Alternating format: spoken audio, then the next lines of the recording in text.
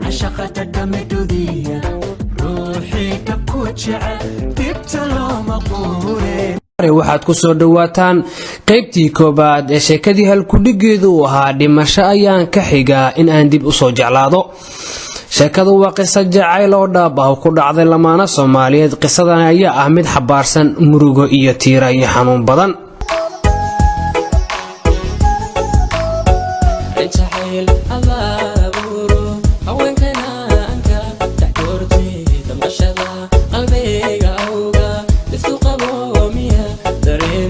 Anisa waa gabar ka soo jeeda qoys ladan hantiya nimco Ilaah ku manaystay.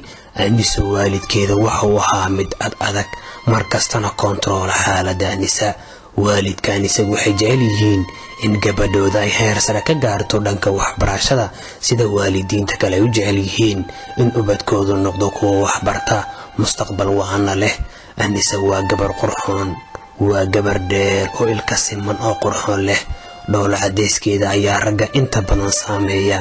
Anisa waxay wax ka baran jirtay iskuulka Imaam Shaafici ee magaalada Muqdisho. waxay ahayd gabar inta badan la soo doono gaari lagu soo qaado. waxaa soo dooni jiray aabaheeda. waxay ahayd gabar ladan dibdhanaan ka muuqan iskana faraxsan xilli waliba. Anisa guriga ay degan yihiin waxaa ku batay in habeen kasta uu soo dhaco tuug. markii dambe waxay reerkeeda go'aansadeen in guriga loo yeelo waardiyo si looga nabad galo tuuga caadaystay in habeen kasta dhac u geysto xaafadooda. waxaana waardiyo looga dhigay wiil mardhow laga keenay baadiyaha Xamar ku teesan. wiilka ayaa lagu magacaabi jiray Ridwaan. Anisa waxay ka heshay wiilkii waardiyaha ahaa waxaynu qaaday jacayl. waan huba jacayl bay haleenoy haye halista beerkiyo halbuu lahaynu harsadee. waan huba jacayl bay haleenoy haye halista beerkiyo halbuu lahaynu harsadee. habeen kasta waardiyaha waxay u samayn jirtay casho aad u macaan dhadhankeedana sareeyo.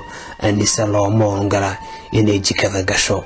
wax allaale waxay u baahato oo cunto ah waxa u soo diyaariya booyaasada ama shaqaalaha guriga gabadha ka ah. Anisa waxay ku andacootay in cuntada ay kariso gabadha booyaasada ay ka jeceshahay mid ayada gacanteeda ku karsato. waalidka Anisa markasta waxa uu burin jiray oo guriga ka ciiri jiray booyaasad kasta oo cunto fiican aan u karin Anisa. laakiin Anisa jikada waxay u gashaa sidii ay u kasban lahayd wiilka waadiyaha ah. uma quurto inuu cuno wax ay karisay gabar shaqaalaha ah ama booyaasada guriga. waalidka Anisa wuxuu ogaaday in gabadhooda ay xiriir la leedahay waardiyaha guriga. Ridwaan waxa uu ku qanacsanaa Aniso maadaama ay tahay gabar wanaagsan noloshiisana isbedel ku keentay.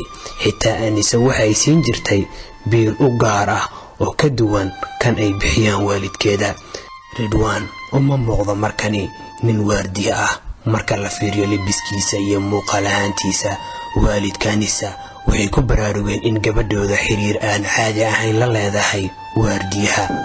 Anisa waxaa lagula taliyay inay ka harto ninkan waardiyaha ah haddii ay u baahato ninna la siinayo nin ayada ku level ah ama ku nolol ah. Anisa hadalka waalidka dhagjalaq umaysan siin mana ay tixgelin waayo waalidka wuxuu caqabad ku noqday jaceylkeeda. waxayna yasmiyo qoys ka dhigteen ninka ayada ay jeceshahay. xiriirkoodu wuxuu sii ahaa mid qarsoodi ah. laakiin Anisa waxaa ku batay fikirkii ayuu qabtay wiilkii Ridwaan ahaa. way yara caatooday jirkeeda ayaa sira dhimay. waalidka Anisa wuxuu go'aansaday in waardiyaha guriga laga buriyo si gabadhooda uga nabad gasho wiilkani waardiyaha ah. Ridwaan waxaa laga ceyriyay gurigii uu waardiyaha ka ahaa. Anisa kuma farxin tilaabada ay qaadeen waalidkeeda. waxayna tiri haddii Ridwaan guriga laga raxdeeyo anigana waan isaga tagayaa gurigani.